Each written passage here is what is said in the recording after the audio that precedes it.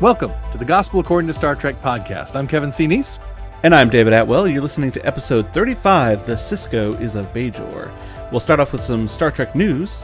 And then we'll answer an audience question right after our main topic, The Sisko is of Bajor. We're going to be talking about Ben Sisko as a Christ figure as part of our Eastertide series on Star Trek Christ figures. It's going to be fun. Hope you enjoy it. Stick around.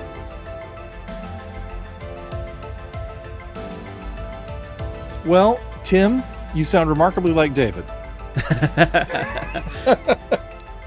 I can neither confirm nor deny that I am David Atwell. Actually, I guess I can confirm. I just did in the intro. I guess you did, yeah. Either that or you're Tim doing a really good David impression. You know, I've been told that before. Yeah. Folks, yeah, it was kind of interesting. Tim and I did record this episode. I know I promised Tim would come back. We did record this episode. We had some snags, some snafus, some... we'll just call it technical difficulties. And then I executed my hostile takeover, and now Tim is gone forever. David, he is not gone forever. He'll be back next week. But yeah, it just Tim was not available to re-record, and David is available, and he hasn't been on the show in a while. So yeah. Oh, hey, David, I think this is when I actually get to formally welcome you as a member of the crew. Oh, that's true. It's been that long since you've been on the show. Permission to come aboard, Captain. You have permission more. You're already here. You were at Ops when I walked in with my coffee. Are you kidding me? Yeah. So, David, welcome. I'm glad you're here. Thank you. I'm very happy to be here. It's really exciting, and I'm glad to be working with the greatest crew any Starfleet captain could ask for, or Starfleet. I don't know what rank I am, but I don't know me either. Could ask for. Well, thank you. I might give you an upgrade just in your rank, just for that. Thank you. No, it was that easy. David has been involved behind the scenes for, gosh, I guess a couple of months now. We just hadn't been able to come on the show yet, and so here he is. Fantastic. So, hi, glad you're here. I'm glad to be here. And as you are officially a member of the crew, I believe you have been entrusted with some very highly sensitive Star Trek news. I have. For listeners' eyes only, except for their ears. But right, yes. And that news is that, according to Anson Mount, Star Trek Strange New Worlds is off to a smooth start. Well, that must be the most nothing burger news you've ever heard, but... You heard it here first, folks. Smooth start. Unless you heard it 2 days ago. Right. There's already a debate on Twitter about it. Don't worry. Right. Fight, whatever it is on Twitter has ensued by now, but it dovetails nicely with my bit of Star Trek news, which is that Maha Vervilo, who had previously directed episodes of Star Trek Discovery and Star Trek Picard, as well as the Star Trek short trek Runaway, has just tweeted that she is currently directing episode 2 of Star Trek Strange New Worlds, which is, we think, about the 5th episode to be filmed. And if you want to see, we're going to have a link to the Instagram post where you can see a cool little box O gear. There's some gaff tape and other things, but also a really cool marker board in there that, use the slate. I'm sorry, I said marker board instead of slate, because you say marker when you run it. So sure, anyway, right. A slate. Yeah, so there's a slate on there with a cool logo on it. And there's also a picture of, I'm assuming, Maha's computer. You can see lovely lamp decor in the background, but you can also see the Strange New Worlds logo there. And what I found really interesting is that it says Strange New Worlds, and then under that, Star Trek. Oh, it doesn't say Star Trek, saying Strange New Worlds. So interesting. Yeah. Well, so I that's interesting because one of our co-stars, Mike Poteet, actually has a story published in a collection of Star Trek stories called Star Trek Strange New Worlds. And so I wonder if that trademark was already taken, they just had to flip it. Maybe. Well, not a trademark, but I mean, you don't want to, maybe another title with something else out there. If you were to say, put out a film just called Star Trek, right? I mean, that would be confusing because there's a series by that name, there's a franchise by that name. Yeah. Why have a film? Right. Who would do that? Nobody would do that, right? Right. I am extremely, so I'm very excited for Strange New Worlds. I love all of New Trek, but I'm really excited to sort of see them do a modern take on a more classic style of Star Trek. Yes. And of course, we've seen the Enterprise as the sets and everything. We've seen these actors before. There's not going to be any surprises in that regard. The surprises are going to be in the stories and all of that sort of stuff. I'm thrilled for it, but I was really sort of gratified to see Anson Mount say, despite all of the COVID protocol and everything, he said, it's been one of the smoothest starts I think I've ever had in television, which I think is really interesting. Like that really speaks to a good camaraderie between the cast and crew, and I think that's really, I feel like that's really helpful. You don't want to have a Star Trek show where the crew doesn't seem to like each other. So it's nice to see that they're working well together. Yeah, this series has felt so right from the beginning. For sure, definitely. And the great thing about it was I was delayed in my viewing of Star Trek Discovery, and so I had just finished season 2 of Discovery, and was in love with Anson Mount and Pike. So good. And was just they have to have their own series. They've got to. A day, maybe 2 later, they announced Strange New Worlds. I was like, yes, that's fantastic. Yeah, I mean, he's excellent, and he's not doing a Jeffrey Hunter impression. He's doing his own take on Pike. But it's a beautiful, well done. Like, he's the sort of the best of Starfleet. I mean, they sort of.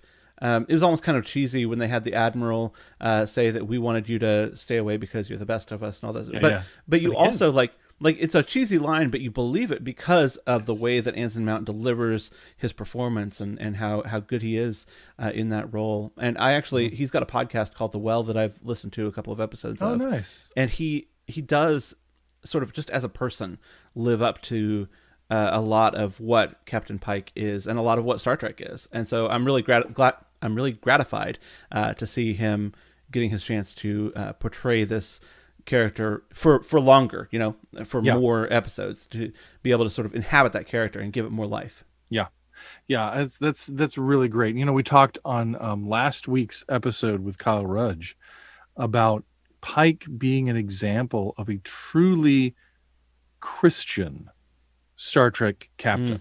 Like a truly Christ-like Star Trek captain in all the best ways. And that we'd talked about different ways that people might do a air quotes Christian Star Trek, and I feel like that's how you do it. You have a captain like Chris Pike.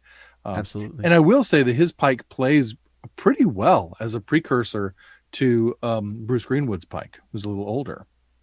Oh yeah. They're not the same take on the character by any stretch, but they're close enough. I mean, they have that integrity about them. That's true. Yeah, for sure. They both seem very, if Kirk is a little bit like right at the edge of being, being able to go off half cocked and do something crazy, and Picard is very, buttoned up. It seems like Pike has a sort of middle ground. He's like right in between Kirk and Picard as far as like his demeanor and his style and all of that sort of stuff. Maybe not so much in the cage, but definitely in Anson Mount's portrayal of the character. Yeah, definitely.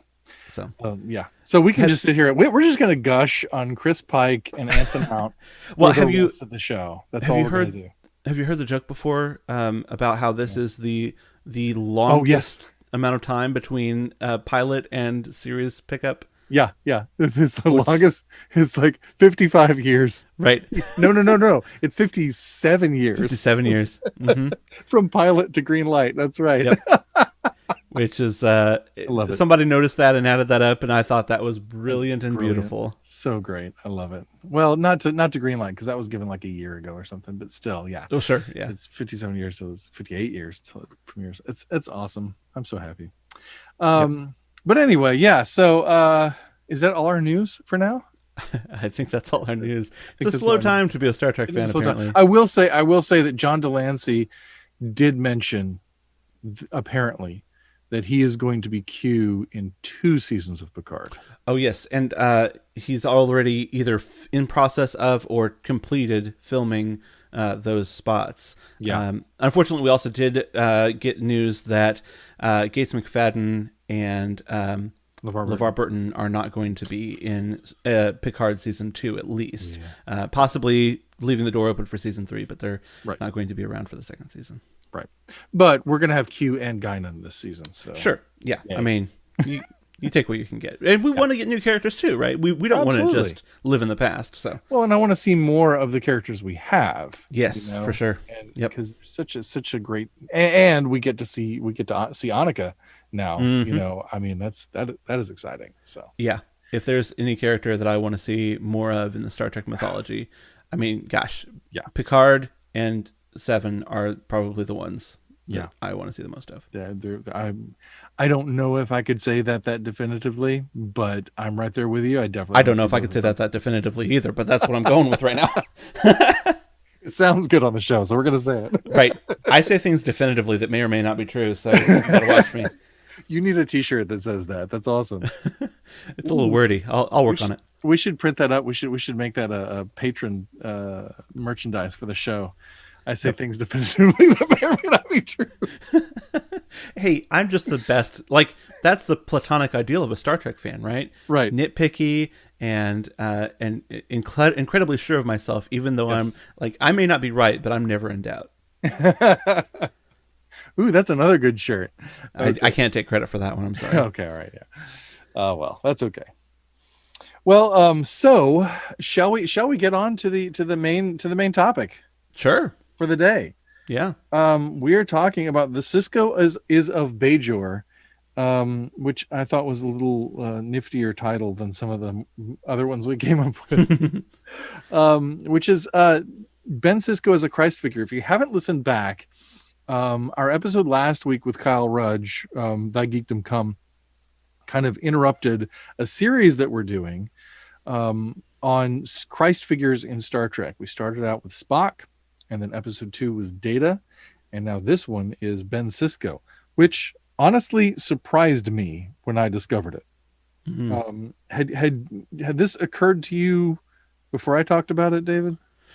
Well, so superficially, he's the Messiah of the Bajoran religion, right. But I think going beyond that is a little bit. It hadn't really occurred to me until actually your Trektember article from the final episode of Trektember Deep Space Nine in 2019. Trektember, that sounds fascinating. What's that? Does, doesn't it? It's a month-long series of Star Trek articles that we write over on Real World Theology, and you've been a frequent contributor to it. Oh, I have. Oh, that's right. Yeah. I have. Funny you should mention it. Yes. And that's real as in film reel, folks. That's right. REL World Theology. That's right. Or if you just want to get to the Trektember articles, go to trektember.com. Trektember.com. That's the place. That's where I go. When I'm looking at my Trektember pieces, I'm like, Trektember.com. I just found it that way. Right. Yeah. It's awesome. Or I go to my own website and go to web and go to writings, which is a little harder to get to. It's a couple more steps. So yeah.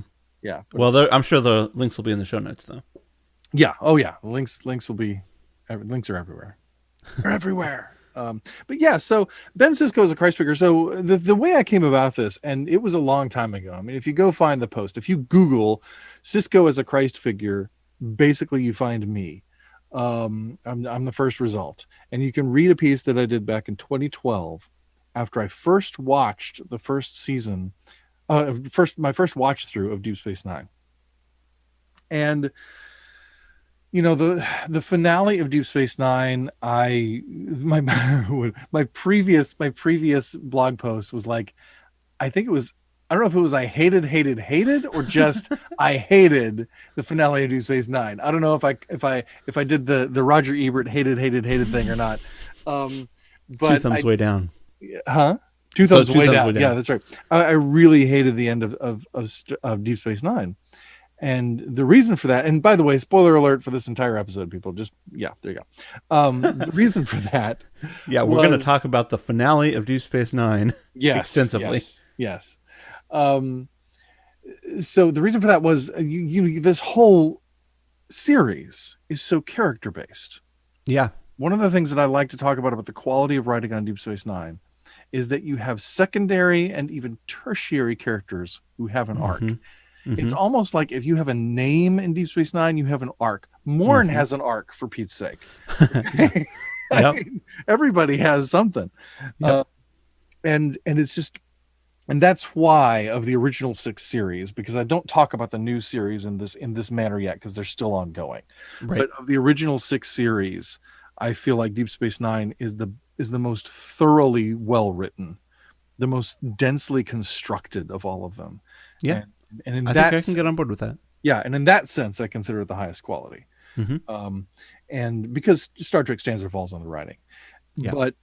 but it's and so for this series to be so focused on characters and their relationships, and then build all these beautiful friendships, and then spend the entire finale just going pew pew pew and just breaking them all up. Hmm.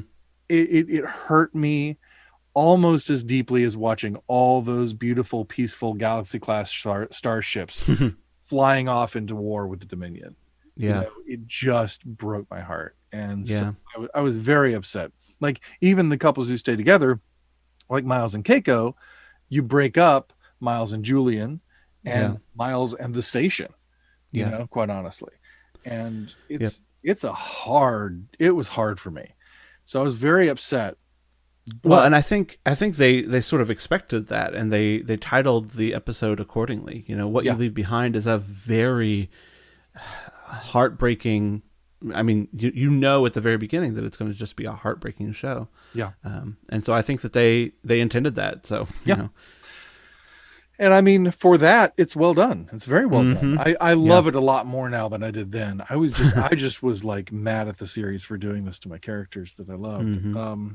But I don't know how quickly afterward, I don't think it took long before I was like, oh no, because I already had Spock and Data, and I was like, oh no, It's happening just again. I just found another Christ figure in Star Trek. Why does this keep happening to me? you know. It's pun intended. Your cross to bear. Oh my gosh. Please, yes. But yeah, it is. It's just a thing. I've never gone looking for a Christ figure in Star Trek. Not once. Not Mm. once have I gone looking for one. Yeah. They just come up and say hi. And and I immediately was like, oh my gosh, Ben Sisko. So let's go through it. Okay. Sure. Yeah. Ben Sisko, yes, as you talk about, he is the Messiah figure of Bajor. We have that, right? Mm-hmm. But as far as specific parallels with Jesus, Mm-hmm. I think we have to start with his parentage. Yep. He has a human parent, Yes. and he has, for all intents and purposes, a divine parent. And Yeah. it's even like closer to the virgin birth, because even though it's not a virgin birth, but it's closer to that, because just as like God overshadowed Mary, so the prophets inhabited Sarah. Because Hmm. Sarah is a human mother, right? Right. But she's inhabited by the prophets. And so the prophets kind of through her, like in the Bible, God just directly causes Mary to be pregnant. In here, Right. Joseph, he has a father called Joseph. Yeah. Um, I was going to bring that up if you didn't. yeah, Joseph, and then his mother is Sarah, and of course Sarah being the wife Mm-hmm. of Abraham, therefore the mother of the 12 tribes of Israel. Right. So again, another biblical mother, Mm-hmm. and they come together, and so the prophets kind of overshadow, if you will, Sarah, and even though she and Joseph have a physical relationship, still Ben's part prophet. Mm-hmm. Yep. The prophets put themselves into him, so True. he inhabits the human divine nature of Jesus better than any of our other Christ figures in that regard. Absolutely. And I think it's really interesting that this is the most sort of mystical incarnation. You could Yeah. sort of say that there's a bit of a hypostatic union of sorts with Spock. He's Vulcan and human. Half and half versus Christ being fully God and fully man. Right. And with Data, it's a little bit of because he holds the memories of the colonists in him, and so he has a little bit of that in him as well. But with Sisko, it's the most direct incarnation that you have there, but it's actually not him that's incarnate. It's his mother that's incarnate. Right. And I find that really interesting because obviously he is presented as the Messiah figure and the Christ figure, both sort of explicitly for the Bajoran religion, but also narratively for the run of the show, as you detail in the article, and I think we're going to talk about. But I think it's interesting that it starts off with, or you don't find out until toward the end of the series, but it starts off with the prophet incarnating into human body and becoming flesh in that way. And since the prophets are not linear, you sort of wonder how much of that happening sort of informed their ability to deal with Sisko once he did encounter the prophets in Emissary. How much of her living a linear life for those few years was part of them being able to even comprehend what he was saying during that first scene of the prophet interaction in Emissary. Have you thought about that any? About how, I guess, to put plainly, how her incarnation taught the prophets something? A couple of things. Sure. One is I would not call it an incarnation so much as a possession. Well, fair, very fair. Habitation, yes. not Right. an incarnation. Right. Secondly, no, I haven't ever thought of that, but you just inspired a fan theory. Oh. So here's the thing. I think when Ben meets the prophets initially, Mm-hmm. I think that's the first time they've ever heard of or seen him. Oh. I think that's their introduction. And it's at that point that they say, this is who we've been looking for. This is who we've been waiting for. Then they go back and change the timeline.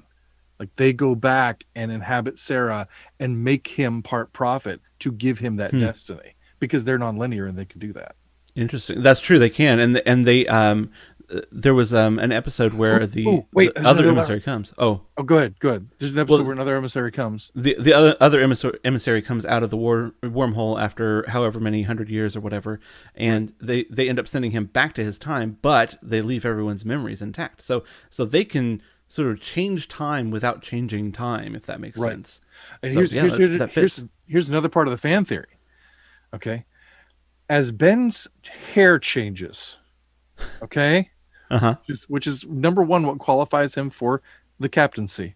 I mean, all the way through Star Trek, yes, absolutely, yeah. So when I mean, you gotta understand the migration of Ben Sisko's hair from the top of his head to the bottom of his face is the most important hair change since the Riker beard. Okay? Yes. And it would be the most important one until Sonequa Martin Green got the braids. Darn right. Well, yeah. I think you're just about bang on. Although there's an argument to be made for Worf's hairstyles progressing. Okay. Yeah, I could see that. Argument to be made for Worf. But still, so my further extension of this fan theory is that the migration of Ben Sisko's hair is his transformation. As the timeline ripples, he becomes more and more the emissary, and that's when the hair changes. It's like in the Kelvin timeline, where it's like, oh, things are a little different, or like in the Mirror universe, like Spock has a beard. See, right? Yeah, that's true. Yeah, transfiguration, man. It's a it's a sign of the divine. Oh boy. So getting back from rabbit trail territory. It's an excellent fan theory. You better leave this in. Much. I think it's pretty good.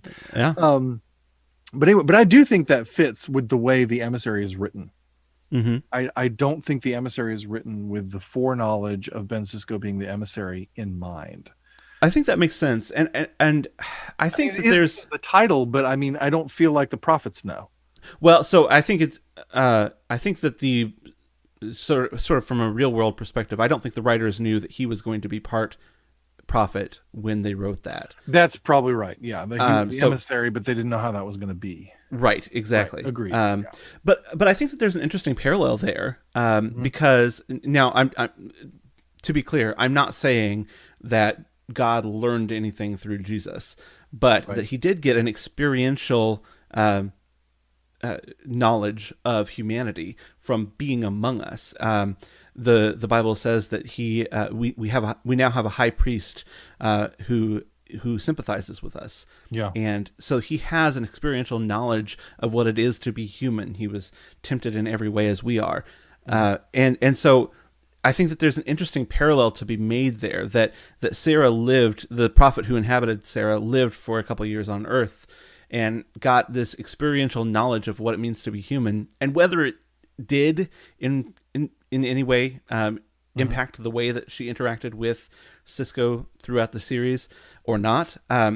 It does appear to have there does appear to be something going on there, and so I think that it does illuminate at least this this little bit of what it is to be incarnational, or as you noted, inhabited by the divine. When the divine comes down, there's sort of a two-way exchange going on. Yeah, which I find fascinating.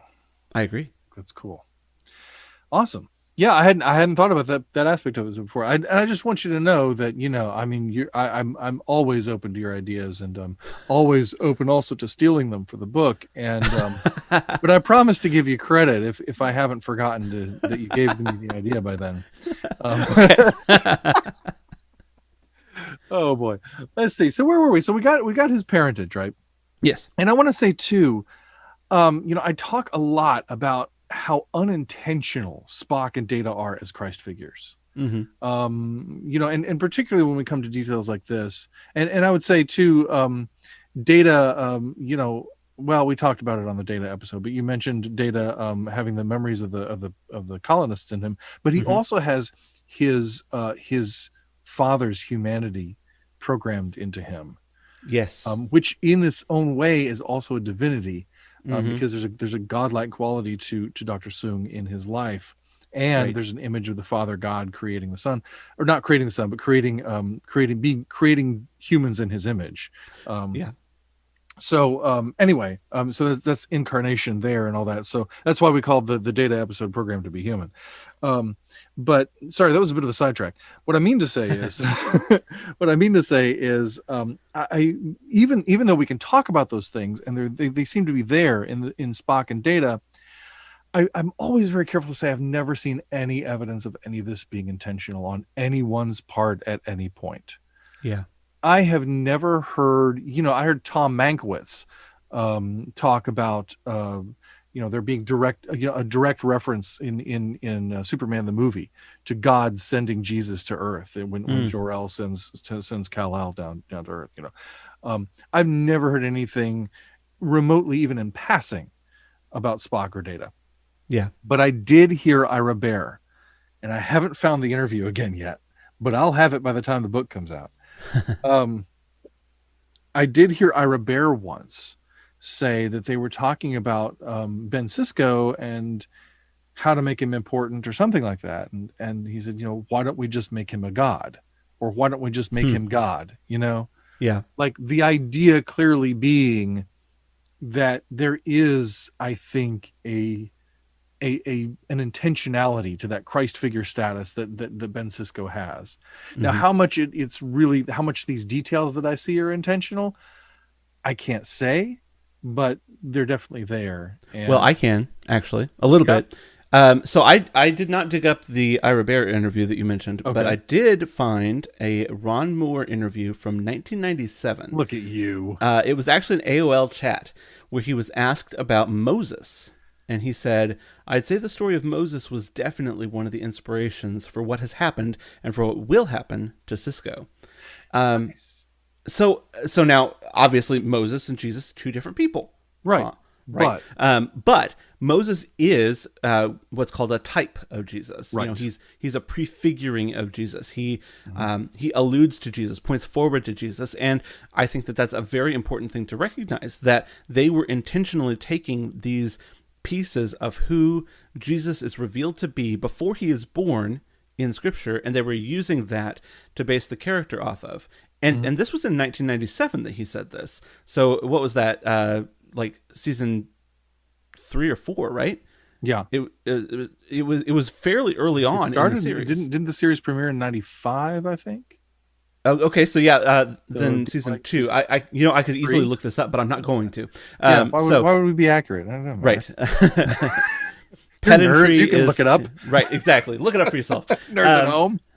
and if you don't already have it in your head, you Yeah, cannot feel superior to either of us. that's right. But anyway, it was fairly early on, so this is not like him speaking after the fact and sort of inflicting this on the story after it was already written. No, this is him at the beginning, Yeah. saying this was something we were already taking stuff from. Right. And I mean, the story of Jesus echoes the story of Moses, or rather, the story of Moses pre-echoes the story of Jesus, in the fact that he is saving his people, in the fact that he is, leading his people from enslavement into freedom, in a lot of other different ways as well. But providing for his people, and in the way that he lifts up the staff to save the people from the poison that they have brought upon themselves, and Right.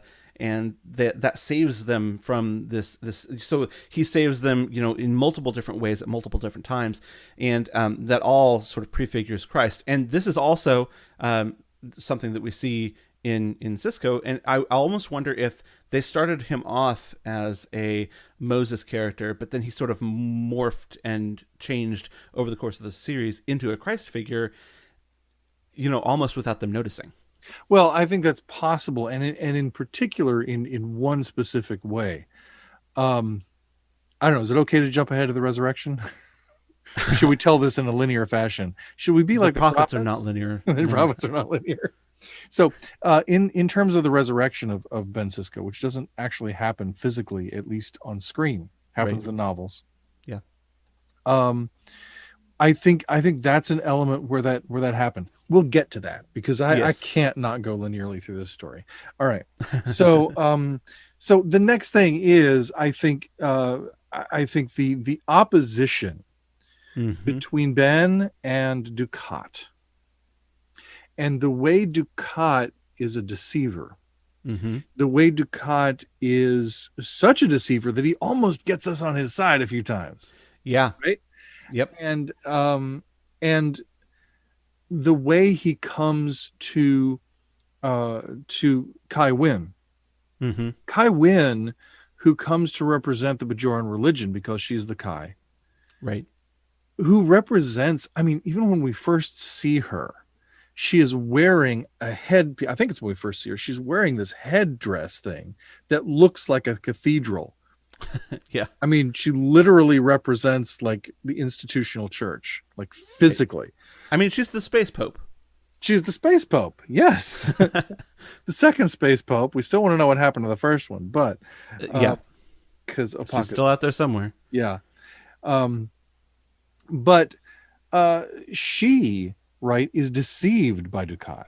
Mm-hmm. How does he do this? He takes on Bajoran form, and his name is Anjul, Mm-hmm. which sounds remarkably like the word angel, Breaking this Which- thing wide open. which says to me like, Satan appearing as an angel of light, Yep. Yep. For sure. and the Antichrist, if you will, deceiving even the elect, as it were, Mm-hmm. deceiving even the followers of Christ.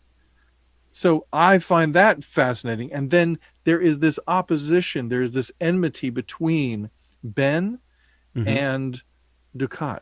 Yep. And when Dukat comes back into his Cardassian form, I mean, there's something already serpentine, reptilian, right, about a Cardassian and the neck, Right. particularly, and all that, which of course Yeah. was not designed this way for this purpose, but it's there. Right.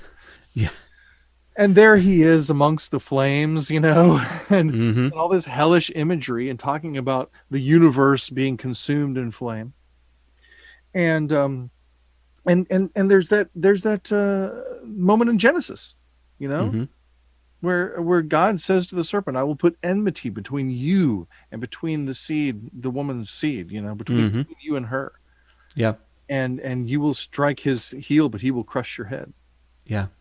And there's that, and so that plays very much into, and we've talked about atonement theories on the show before, not in great detail, but we have talked about it, and that plays very much into the Christus Victor model of atonement, Mm-hmm. which is very much the model of atonement that the earliest church really believed or was influenced by, or generated, I guess. And so this idea of Christ being in conflict with the devil and overcoming the devil in his death, Mm-hmm. is something that is not usually talked about that much, I don't think, these days. The Right. most relevant Jesus film example I can think of is The Passion of the Christ, because Satan is a constant presence and Yeah. demons are a constant presence And gosh, throughout the story. if Dukat is not a constant presence, I mean, you can't Right, tell the exactly. story of Sisko without the story of Without the story of Dukat. Dukat, exactly. Right. And then at that crucifixion, we see that it torments Mm-hmm. the devil, it torments Satan, that Jesus dies. Yeah. Right? It's not the resurrection. I mean, that seats the victory at the cross in a way only one or two other Jesus films have done that I'm aware It's of. true. Yeah. And so it's interesting that in his death, in Sisko's self-sacrifice, he's not even thinking about sacrificing himself. It's true. Spock, it's very premeditated. He Mm-hmm. knows this is going to kill him, but he doesn't care. The needs of the many outweigh the needs of the few or the one. Mm-hmm. Data knows this is going to kill him because he Right. only has the one thing. He's going to beam Picard back and he's going to blow up. He knows that. He doesn't care. He just goes. Right. Yep. Right. Ben is interested in defeating Dukat. Yep. He goes down there with a phaser. Like he just thinks Yeah. he's going to shoot him. Yeah. And so when he has to rush him, right, the way he does, and takes the book, takes the Costamogen, and pushes him over the cliff. I mean, I recall Cruj being cast into the pit of fire in that eschatological moment, prefiguring in Star Trek 3. Right. And because he's also a satanic or an antichrist figure in that film. Yeah. And so he's literally casting the devil, Dukat, and all his works, the Costamogen, into the lake of fire. Like that's what he's doing. And it's that Christus Victor model. It's that model of it's showing the victory over Satan, the victory over evil within the sacrifice, but also this prefiguring of this eschatological message, right? This eschatological moment as well. Yeah. And it's universal. He's saving everything. He's basically saving existence. Right. Well, and you noted this in your article where you were talking, where you pointed out that he's being very universal about the upcoming flames of the Pa wraiths, and I actually just watched What We Leave Behind tonight, and he is very megalomaniacal, but also he definitely wants to rule the universe, or at least the galaxy. He mentions Bajor and then the Alpha Quadrant and then the universe. He kind of skips over a couple things there, but either way, like there's still a lot of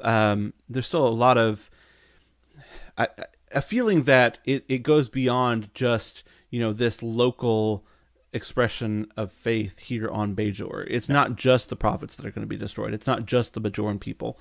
It is the whole of at least the Alpha Quadrant, and I think that's a stunning parallel to have drawn, and I would not have noticed that one, I don't think. But I also I'm intrigued to talk to you a little bit about why. As in, why did Jesus die for humans, and why did Sisko die for, I guess in the end, everyone? Yeah. Well, and it's interesting, we titled the episode "The Sisko is of Bajor." Mm-hmm. This is the phrase that the prophets keep using about him, that Sarah specifically keeps using about him. Yes. And it doesn't make any sense to him because he's not from Bajor. He's never been to Bajor. But as he grows and accepts his calling, he wants to retire to Bajor. Mm-hmm. He wants to marry Cassidy, buy some land on it. Well, I don't know if you buy land, but anyway, you get some land on Bajor or whatever, and go live on Bajor. Yes. Because he is a Bajor. He really does come from there. Mm-hmm. And it's not, sort of the stranger comes to town, right? Hmm. It's not the outsider riding in and saving the natives or whatever, right? Saving the local people. It's not Shane. Right. Although it feels like it has that model because the Sisko is a Bajor. He is one of the Bajorans Mm-hmm. in a very real sense and in a very deep sense. Mm-hmm. He's in some ways more Bajoran than Kai Wynn is. Um, and that is a good picture. It's a better picture than the stranger comes to town, which is a common archetype of Yes. Christ figures in westerns and what have you. Mm-hmm. It's a better image of Christ than a stranger comes Right. to town, because when Jesus comes to town, I got When Love Comes to Town from U2 playing in my head. Love comes to anyway. But when Jesus comes to town, right? DMCA copyright's gonna strike you, man. Yeah, look out. um, it's when Jesus comes to town, he's an outsider in many ways, right?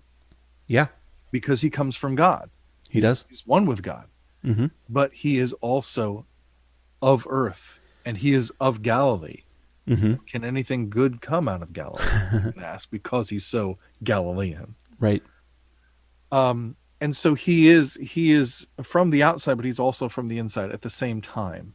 Mm-hmm. He's both. He's a both and Right. that's one of the mysteries of the incarnation, and that we talk about forever, and there's so many beautiful layers to it, and so many beautiful colors that you can Mm-hmm. find in it. And I would actually like to talk about a slightly different layer too, because I think you're absolutely right. But I think another layer of it is that there is a particular love within Sisko, in particular for the Bajoran people. Yes. But it also expands outward. I mean, when at the end of What We Leave Behind, or actually, I guess it's actually in the middle of it, but when they're on Cardassia, he is stricken by the death around him, to the point where Martok doesn't understand. These are our enemies. Why are you not rejoicing? Mm-hmm. But he doesn't want to drink the blood wine that they, had sort of looked forward to all this time, and he has this compassion in his heart. Yes. And can I say for a moment, Yeah. pouring out the wine, Mm-hmm. I just this moment had this thing. Right as you said that, I was like, "Ooh!" It is like Christ in Gethsemane saying, "I am Mm-hmm. poured out like a drink offering." Yeah, absolutely. Come on Yep. now. And Go on. that image of wine poured out Yes. for others is present throughout. I mean, it's become one of our valued rituals, one of our Yes. A part of the way that we worship. Well, and look at this too. What is the word that I'm looking for here? With Spock and with Data, Yeah. wine comes into play. Mm-hmm. We have a communion for Spock, absent friends, right? Mm-hmm. We have a communion for Data, again, absent friends at the end of Nemesis. Yeah. And then here we have something a little different. Wine is here, but see, the sacrifice hadn't happened yet. Right. And we're pouring out a drink offering. Yep. Pouring it out in solidarity. And Right. and that is a picture of sharing in our suffering, Yes. and sharing in our grief, which is so essential. It's The sacramental idea of and the it's, Christ. Yes, it's sacramental, and it's identifying with us as humans and caring about us. And I didn't find so I was looking through sort of his quotes, and one of the ones that I found in particular, he was talking about the Maquis in this, not the Bajorans, but I think it encapsulates his heart well. He says, "On Earth, there's no poverty, no crime, no war. You look out the window of Starfleet headquarters and you see paradise. Well, it's easy to be a saint in paradise, but the Maquis, and I think we can extrapolate out the Bajorans, the Cardassians, the people out there, do not live in paradise. Right. Out there, all the problems haven't been solved yet. Yeah. Out there are no saints, just people, angry, scared, determined people who are going to do whatever it takes to survive, whether it meets with Federation approval or not." Come on. And his care for the harassed and helpless is just so Christ-like in that moment. Yes. They're shepherdless sheep. They need help, and he's talking about how they will take it for themselves if they are not given it. But that's honestly, it's so relevant to who Christ is and what he has done. Looking in Luke 4, "The Spirit of the Lord is upon me because he has anointed me to proclaim good news to the poor." to Yes. proclaim liberty to the captives, Hmm. recovering of sight to the blind, to set at liberty those who are oppressed, to proclaim the year of the Lord's favor. And then he says, this has been done today in your hearing. This is what he is doing. Like, that is such an it's almost one to one. This is what Christ is doing. And like you said, it's sacramental. He seals it with the wine, with his own blood. That's a Hmm. part of how we worship. That's a part of the sacrament that we internalize every week, or if you're in a different tradition, maybe not every week, but that's a part of who we are as believers, as people who follow along in that tradition, is that we are made a part of this. We are the captives that have been proclaimed liberty to. So rather than just being sort of observers, we're not Starfleet members in this metaphor of Sisko. We are Bajorans. We are Maquis. We are the Cardassians who are lying dead on the planet. And I think that that's a beautiful metaphor to look at. That Sisko is not just saving those people over there. He's saving us. Christ is saving us. Yes. Dude, I thought I was the only one who preached on this podcast. Come Sorry. on. Yeah. No. I'm Great. upstaging you, but No. Please. Upstage all you like. That's great. I love it. That's beautiful, and you're right, and bang on, and I love it. I have nothing else to say about it except that. um there are these kinds of layers, and that's that moment. That's from Way of the Warrior Part 1, I think, where you're quoting where they look out the window and it's paradise. mm-hmm. Which is, That sounds right. yeah, Maybe. it's an earlier episode. That's one Uh-huh. that's one of those quotations that I grabbed early on, because I was just like, yes, Mm-hmm. it's easy to be a saint in paradise. Like, there's so much about that Right. that's so intrinsic to Deep Space Nine, just overall thematically, and certainly to Ben's journey. Right. And ooh, you know what? And I even think too, this is kind of weird.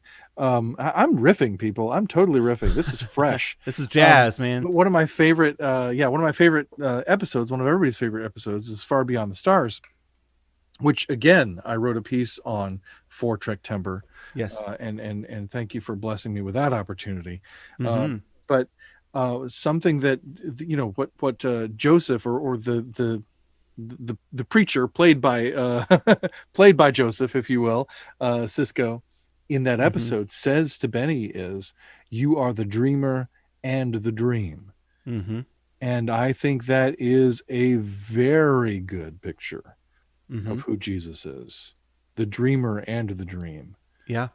Because he's the dreamer, in that he is the human who is longing for something greater, and that he is the dream in that he is the one to bring that something greater to us, Mm-hmm. to bring that wholeness and completion to us. Then also the dreamer is the divine, is God, who Yeah. dreams of this same wholeness and the same. Mm-hmm. And again, Christ is the dream, and the shalom is the dream. Yeah. And it's really interesting, because when you see that as the picture of Christ is the crossroads of the same desire from humans and from God coming together. Right. And I'm studying right now a little bit about a thing called mimetic theory. I might bring it up a few times in the show, but the idea is simply that when human beings, there are a lot of ideas involved in it, but one of the things is that when human beings, we mimic each other, not just in behaviors, but we mimic each other so much that we begin to have the same desires. And when we Mm-hmm. desire the same things, we get in conflict with one another.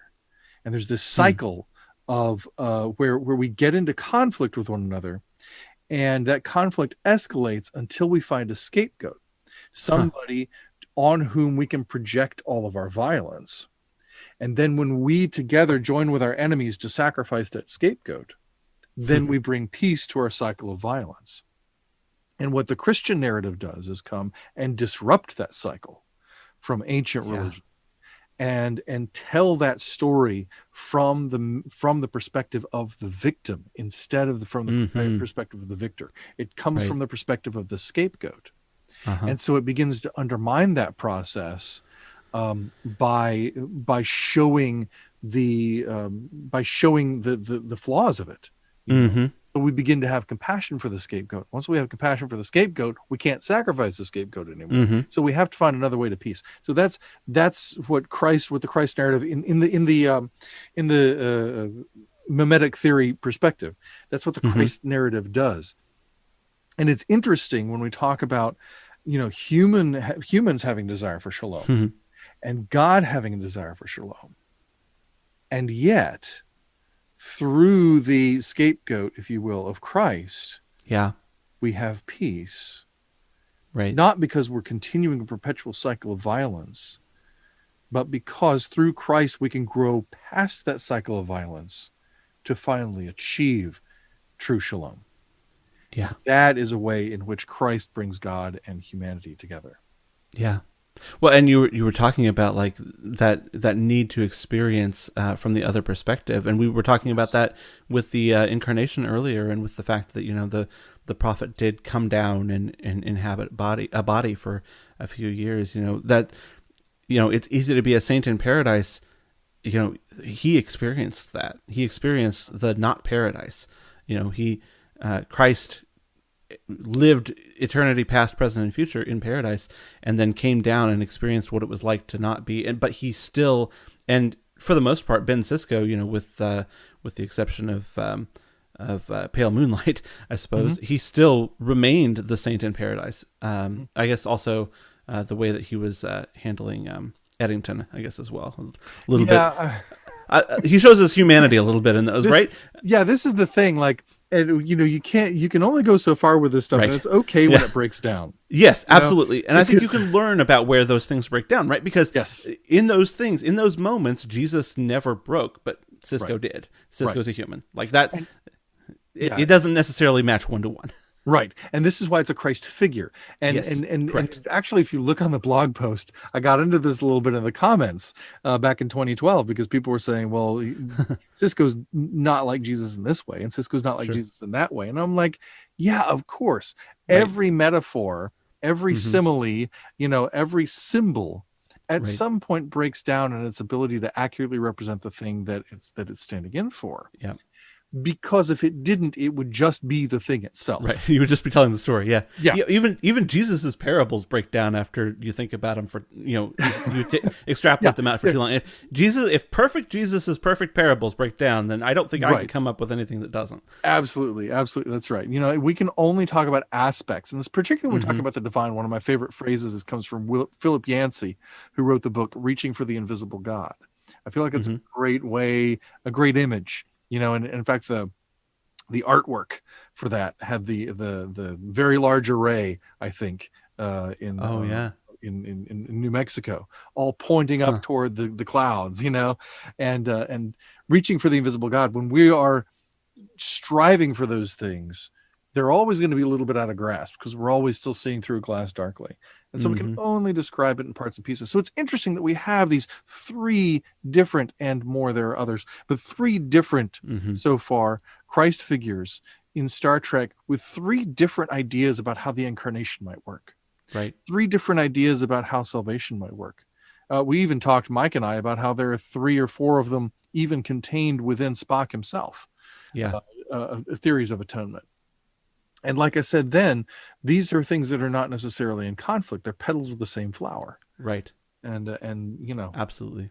And we need all of the different aspects of these different parables, these different modern day parables, to adequately express, even in our limited understanding, in our limited way, we need all of these different aspects in order to adequately express the reality that we're trying to point to. Right. Which is, this is why there are 4 different gospels. This is why there's decades of people trying to work out what Jesus means after he's already come and gone.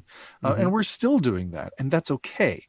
I think we come from, a lot of us, a tradition, from traditions that like to have the screws put on everything. They like to have everything locked down. You like to know everything, like absolutely. I saw somebody mocked on Twitter the other day because somebody asked them, is God a person?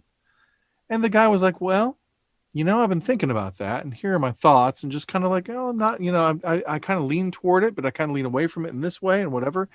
And somebody commented like, Oh, he's just, just a rambling, nonsensical answer to a simple question. I'm like, if Wow. you think the personhood of God is a simple question, I, I, I think I'd like to, buy some real estate on your arrogance. Well, and I would much rather have the intellectual honesty of uh, a lack of certainty, honestly, Yeah, yeah, than the absolute definitive. Despite my earlier, T-shirt worthy comment, than the sure. absolute certainty of being wrong. Yeah, and just like that great line from from the father of the demon possessed boy, Lord, I believe, help my unbelief. Amen and I amen. mean, come on, isn't that all of us? Isn't that Hmm. all of us? I mean, I think that's great. I think Um, we should talk about the sort of like prototypical what everybody thinks of about Christ figures, the sacrifice and resurrection. yes, let's get to the resurrection, shall we? Mm-hmm. Because as I said earlier, it doesn't happen bodily on screen, right? Yes. But um, in much the way it is in some of the best Jesus movies, it's more prefigured and again, Mm-hmm. or hinted at, and again, it's with this eschatological perspective, which the Mm-hmm. other two Christ figures don't necessarily have. Spock and Data don't really have this. Each of these Christ figures brings something to our Star Trek Christology here. And what Ben brings is that eschatological sense. Yes. And so when Ben has a bride, right? Mm-hmm. Cassidy. Yes. And we, who are disciples of Jesus, who are followers of Jesus, are called the bride of Christ. Mm-hmm. And so it's very interesting when we have a Christ figure talking to his bride. And so I Yes. see when Ben appears to Cassidy, it's the resurrection, it's the upper room, it's the ascension, all in one Mm-hmm. moment. And he's appearing to her, if you will, in the upper room of her mind, if we can go that far. Because the upper room of her physical self, if you will, or it's an elevated part of her interior self, whatever it is, right? Upper Right. room of her mind. But anyway, It's a white formless void. Whatever. it's the construct from the Matrix, is what it is. Yes. Um, Yeah. but but but they're there, and he says, I got to go away for a while, Uh huh. but I'm going to be Yeah. back. And he says, I don't know Yep. when. It could be in a year. It could be yesterday, but I Mm-hmm. will be back. And And that I think it's important to point out that was a line that Avery Brooks either exactly, wrote or at this least is insisted upon. this is to my point Which from earlier when we talked about how he kind of became a Christ figure. This is mm-hmm. one of those ways, because Yes. Avery Brooks was really concerned about being about having another brown baby left Yes. fatherless. Right. And so he wanted to make sure that Ben was going to come back, that we put that in there, that he wasn't, that he could be back yesterday, right? Yes. That this baby was not going to be fatherless. And I applaud him so much for that. Yes. Not Agreed. only just because it helps my private little Christ figure interpretation, but for exactly the reasons he wanted. Because I agree. I think Avery recognized, as does Sonequa now, the weight of being the black Star Trek captain, you know, Yes. and how Mm-hmm. much the captain in Star Trek is such an avatar for humanity. And when Mm-hmm. you are the black or the brown avatar for humanity, I know Avery prefers the word brown. I kind of do too. When you are the brown avatar for humanity, right? Mm-hmm. There's a special weight to it in our culture, and Avery recognized Right. that, and so he wanted to put this in.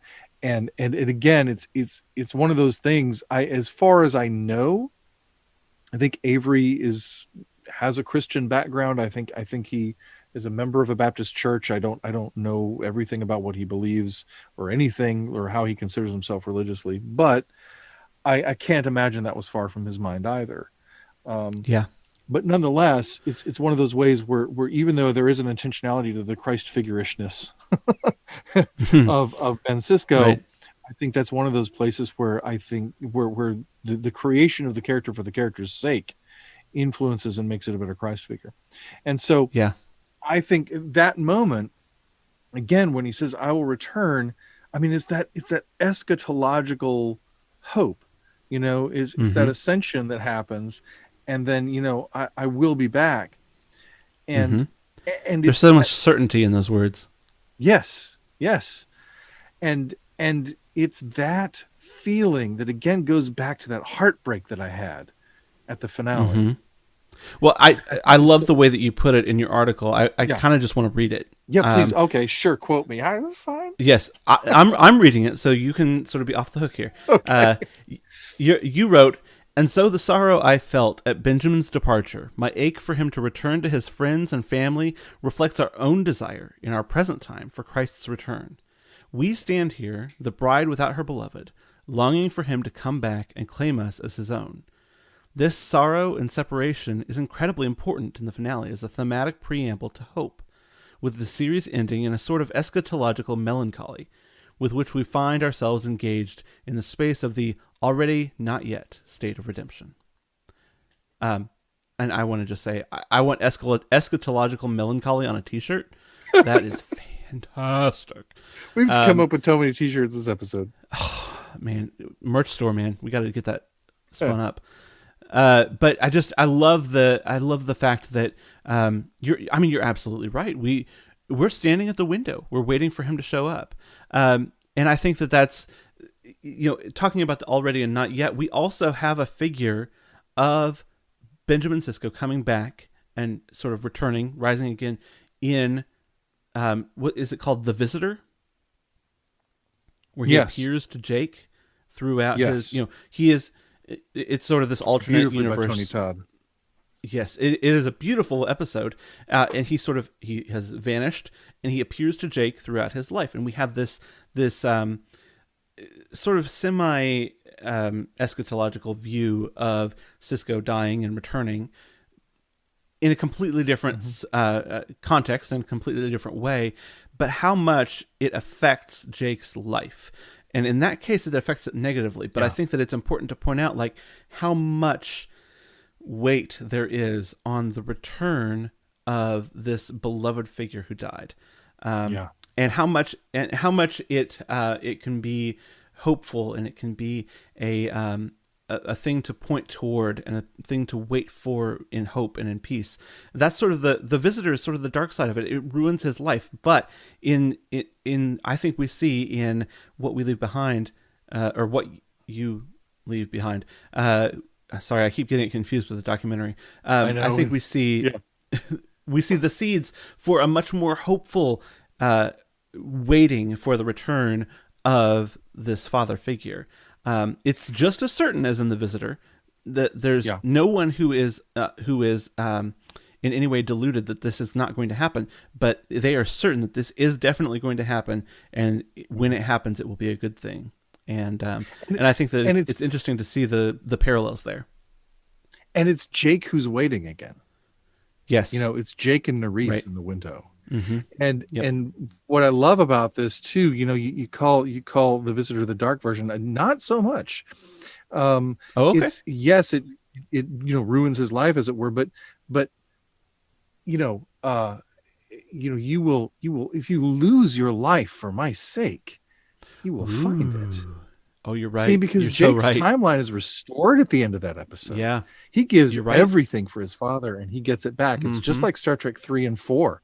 When they are restored to their Enterprise, literally. You're absolutely right. I move that be stricken from the record. It's a prefiguring. Yeah, nope, absolutely. You're right. You're totally right. But I think, and it's a beautiful parallel that you draw. And I'm telling you, I mean, it's that moment, when we're pulling away from that window, I hear the words in my head, "Men of Galilee, why do you stand looking up into the sky? This same Jesus will come again, just the same way that you saw him leave." Right.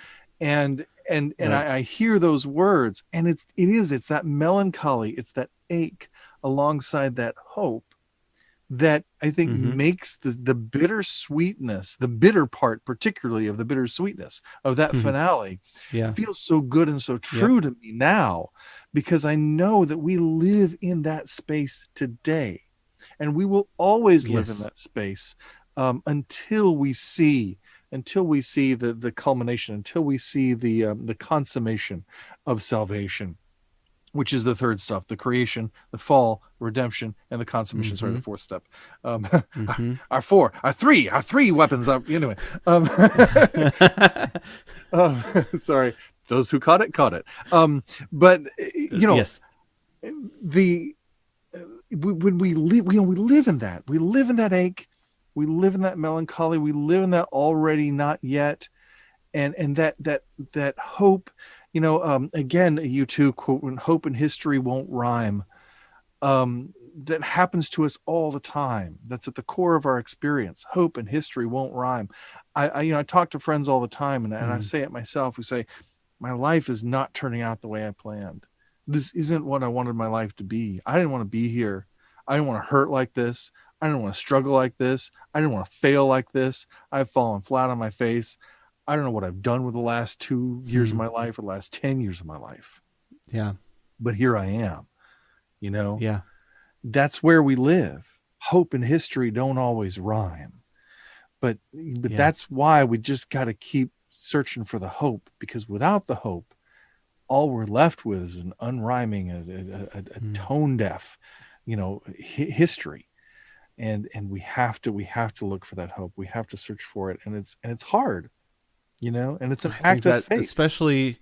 especially over the past year, we've seen that. We've seen so many Yeah, people going through that, and yeah, maybe we've gone through that ourselves. And um, I mean, I don't know that that the story of Ben Sisko. I don't know that it necessarily offers hope, but I think it points toward a hope. I think it does. I mean, I think we have the hope, the prefigured. I think we have the hope in that scene between him and Cassidy, saying he's coming back. I think that's Oh ringing in yes, our ears when yes.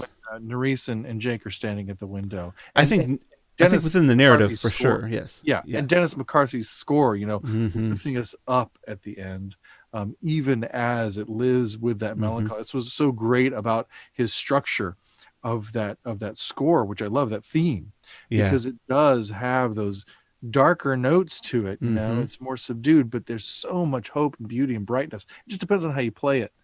And Also, side comment. I really was struck by the instrumental orchestral mix of The Way You Look Tonight that is incorporated with the theme song of Deep Space Nine, oh sort of yes, flowing back and forth. It's lovely, beautiful, mm-hmm. and tonally correct for the sort of montage of the people leaving the station.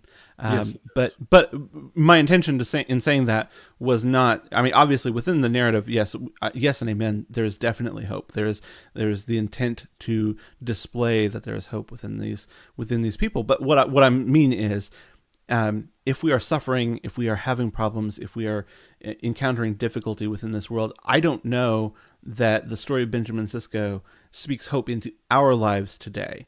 mm. Um, and I think that I'm not about to try to Jesus juke and say that he does, but what I'm trying to say is I think that there is value in the fact in recognizing that Ben Sisko lives in a different world. His story inhabits a different world. He offers hope to a different world because he incarnated into a different world.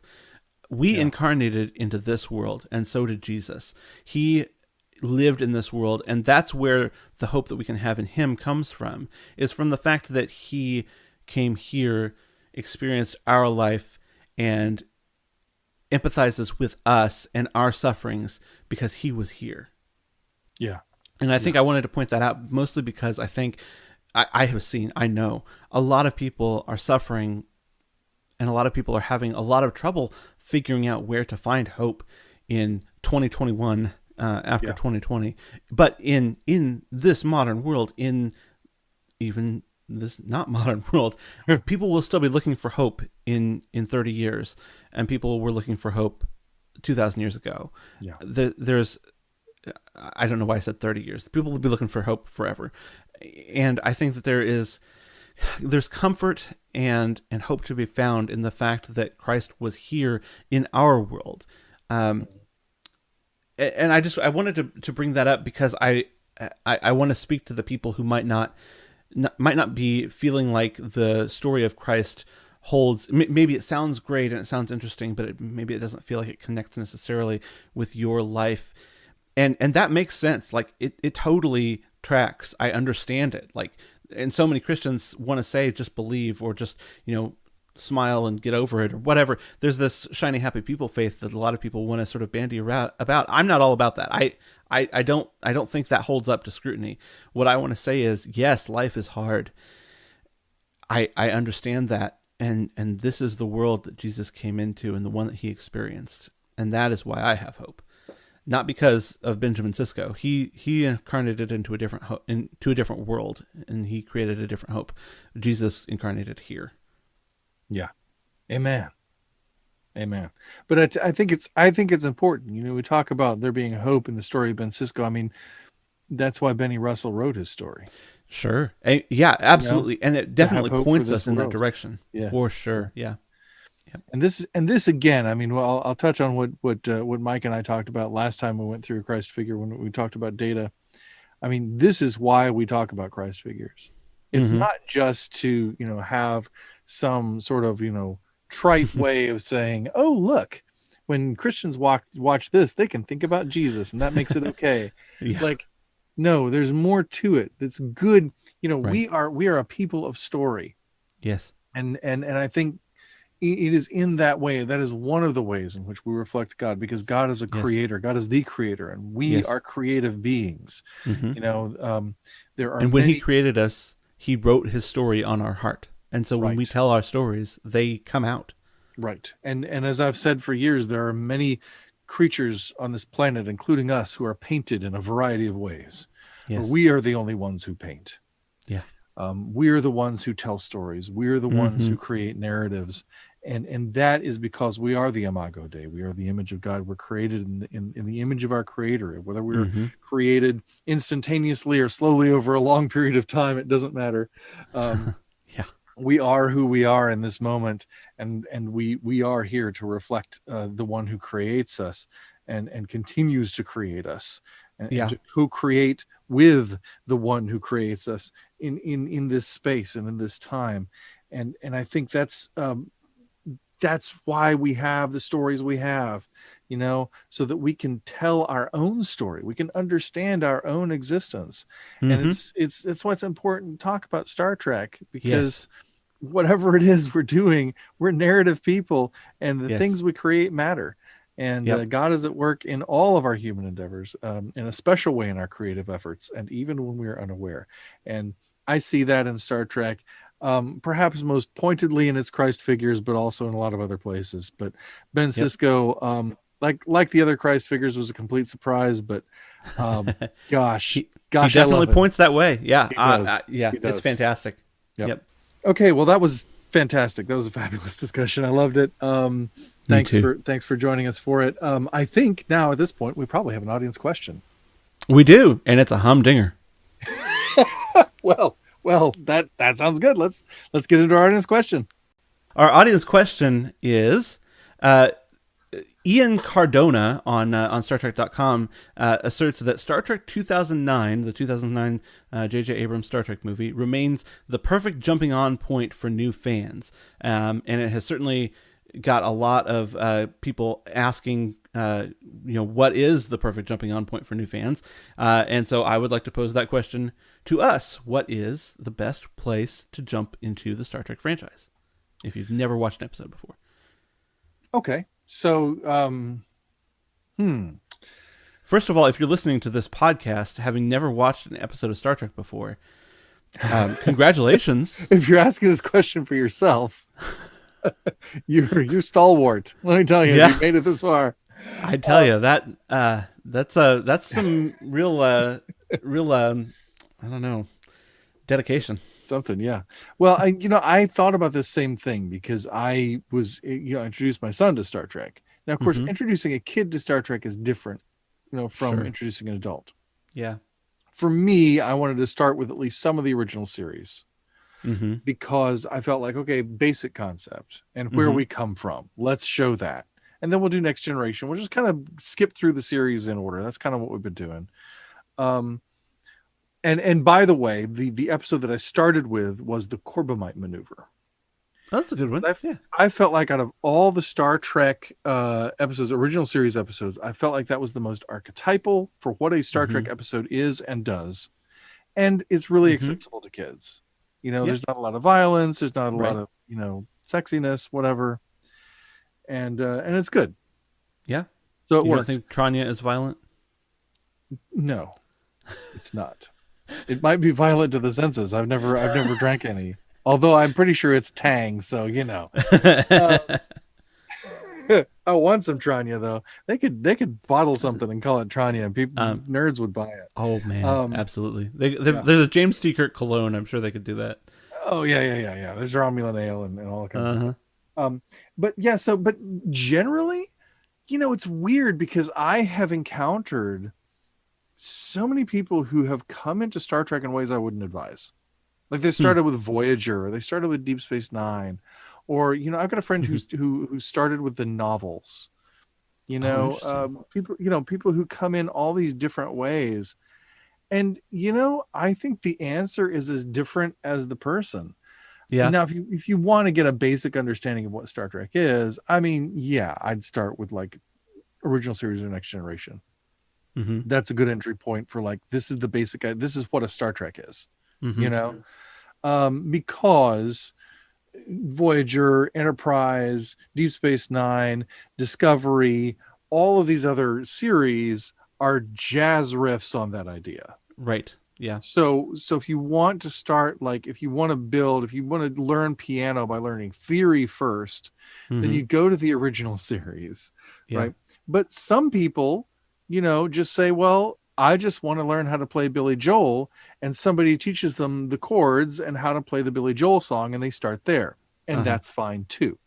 So there it's a kind of is it a cop out answer? I don't know. uh, Wherever you want to. Yeah, yeah, I that mean, does feel really like it a cop-out is. answer, but whatever. I would say that there are things in like season 1 of Discovery is Mm-hmm. probably the most off-putting place you could enter into Star Trek, because they Hmm. lean into the violence and stuff Yeah. more, and they lean And into the darkness and stuff more. what's not leaning into the violence is leaning into the lore. Yeah, that's true. And So I mean, it's fine. I mean, some people really are energized by that and they'd enjoy it. yeah. So, fine. Yeah. Maybe that'd be good for them. And then like Picard would be a terrible place to start because it's Yeah. so rooted in Right. Nemesis and in Next Generation and all that Yeah. stuff. And it's Mm-hmm. just impossible to know what's going on. I mean, I guess you could pick it up from context, maybe, to a certain extent. It's not, Yeah. you know, You would um, definitely not get your best experience of the right. franchise from that. And Yeah. like Lower Decks. Lower Decks is Right. riffing on Star Trek all the time. And Yeah. it's funny without that, but you're going to Yes. miss most of the jokes Right. because most of them are jokes. And a lot of their jokes are they're, like you said, funny without it, but a lot of them that are based on Star Trek tropes are based on the Star Trek tropes that have already entered popular culture anyway. Right. So Right. it's That's stuff true. that people are going to get. So. That's true. And so in a certain sense that could be accessible because they do have good Hmm. stories and everything, and they're lighter, they're Yeah. shorter episodes. Yeah. But it's not really a good representation of what Star Trek is overall. Right. It's an interpretation of it. So Yeah. a lot of the new Trek might be more challenging for people to come in with. I Hmm. think the Kelvin timeline films are a good place because you don't have to know anything going into Hmm. it. But really, a lot of Star Trek, especially again, this is why original series and Next Generation work so well in this way. They were made in an episodic format Yeah. in such a way that the idea was that any person turning on the TV, especially in the original series, any person turning on the TV on a given week wouldn't Hmm. have to have seen anything else in the series Right. to basically get in and get what's going on. Hmm. Well, So, and that's why Discovery and Picard are such a big lift, I think, for a new fan, is that they are so yeah, they're so entrenched. almost epic level as Yes. far as how much goes into each episode. So Yes, exactly. So I think that really is it. I mean, I think the easiest way is to start with the most basic Star Trek, but as long as it's well told and appeals to hmm someone's tastes, any Star Trek will do. yeah. Yeah, that's where I go. So when I introduced my wife to Star Trek, friend of the show, former guest Natalie Atwell, Yes, yes. I introduced her actually through Voyager, so Oh, so that's not right. recommended. That was But where I heard about yeah, that. yeah, no, you are right that it doesn't it doesn't necessarily have the prototypical uh, paradigmatic view of what Star Trek is, Mhm. because it is, it's lost in space, but Star Trek, and Yeah, and there's no Starfleet and stuff like that. So, right, right. But you do also, because they are explaining Starfleet to people who have never heard of it before, you mhm. do in several places get kind of a crystallized description of what Star Trek is, Oh, right. just sort of spoken through the words of the people in the show. So just explaining, what is Starfleet, what is the Federation, why do you want to get back there, and so it almost works well as that sort of that uh, onboarding level. I don't think I would recommend that to most people, but I do think Yeah. it could work that way. Um, Well, and I would say this, it lays over into another question, if I may. mm-hmm, I don't sure. want to steamroll what you were saying. I was just going to give a couple of other options, but no, go ahead. What is your other question? You can give another couple options. What's the other couple options before I go completely left field? So the other couple options that I would say, if you're if you're wise and you don't want to start somebody off in Voyager, is now, to be fair, that was a choice made knowing her anyway. Right. Yeah. So I would choose probably a couple of episodes from season 2 of Next Generation, Hmm. or because I think, especially depending on the age of the person, you might run into some problems with some of the let's say cultural, Insensitivity. yeah, of the original series. Yeah. And not that it doesn't exist in Next Generation, but it's definitely to a lesser extent Right. in TNG. So I would say there's a couple of episodes of Next Generation that I think would be great choices. And I also would like to enter a recommendation for Star Trek Beyond, the third Kelvin timeline film. I think Really. I think that it doesn't require a whole lot of understanding of the franchise to begin with, because Right. they explain everything really well at the beginning, Mm. and it also is the most prototypically Star Trek story of the three Kelvin movies, I would Hmm. say. Interesting. I would love to have that conversation with you at some Another point. time. That's fascinating. Yeah. Well, Yes. the thing that I was going to relate it to, because this is what we've been doing all episode, it kind of goes to the same question of what's the best way to introduce someone to the gospel. Hmm. And I've thought about this a lot Yeah. lately. Yeah. Um, because there are lots of different ways, and I think probably the easiest way that most people think of is to raise somebody in church. To raise a Yeah. kid in church. That's the best way to get Mm-hmm. that grounded. My son even said the other day, the things you learn when you're little, they go right to your heart. Yeah. And I'm like, yeah, you're right. It's true. But at the same time, that's also a good way to get somebody to abandon, depending on the church you raise them in. That's Yeah. also a good way to get somebody to abandon faith later in life. It's true. We talk about a lot on this show about the post-evangelical experience, and, Mm-hmm. and the ways so many of us have had to break ties with our churches, and so there's that, and how damaging that can be to faith. But then it's also true that somebody can come in through doubt and skepticism, you know and I mean, you look at somebody like C.S. Lewis, who didn't come to faith until he was a mature adult, For you sure. know, and many people do. It's Yeah. we think of it as something that's kids, but it's something that happens through all of life, and you can come from all kinds of different directions. And Anne Rice, raised Catholic, leaves the religion for like nearly 30 years, Mm-hmm. never quite loses faith in God, and then comes back to an orthodox understanding of Jesus that she still holds today, even though at this point she excludes herself from the Christian community because for the same reasons that I'm post-evangelical.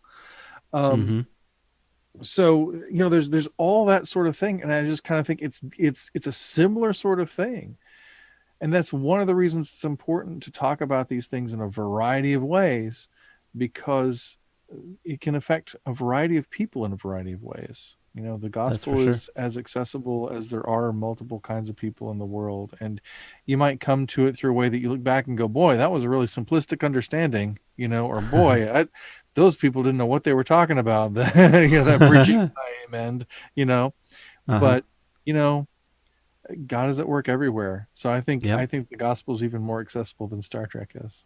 Yeah, I agree. It's for all people in all times. Exactly. Yeah. All right, good. This has been fun, man. Yeah, for sure. So what do we have coming up next week? Well, next week, Kevin, we've got a panel discussion. My hostile takeover of the podcast will come to an end. And assuming nothing goes wrong, Tim will actually come back next week along with Mike, and we will be talking about yet another Christ figure in Star Trek. And I'm not going to tell you who it is. What? I'm just going to leave that as a... okay, I'll give you a clue. You a clue. He forged something with his own hair. Oh, my. I know. I didn't do that in my Sulu voice. I should have done that in my Sulu voice. Oh, my. Yeah, there you go. Well, I think that sounds fantastic. I hope everyone will join us. And please, in the meantime, like, rate, share, comment, and subscribe. And send us your questions. Gospel According to Star Trek on Facebook or on Twitter or on Instagram, or gospeltrekpodcast@gmail.com. We would love to answer your questions on the show. Also, you can support us on Patreon. Patreon.com/gospeltrekpodcast. It is not only a cool way to get some interesting perks for our patrons, but also a great way to support the show. We hope you will join us there. That's going to wrap it up for this edition of the Gospel According to Star Trek podcast. Thank you so much for being here. Until next time, I'm David Atwell. And I'm Kevin C. Neese. And as Jesus said in John 10:10, live long and prosper. See you next time.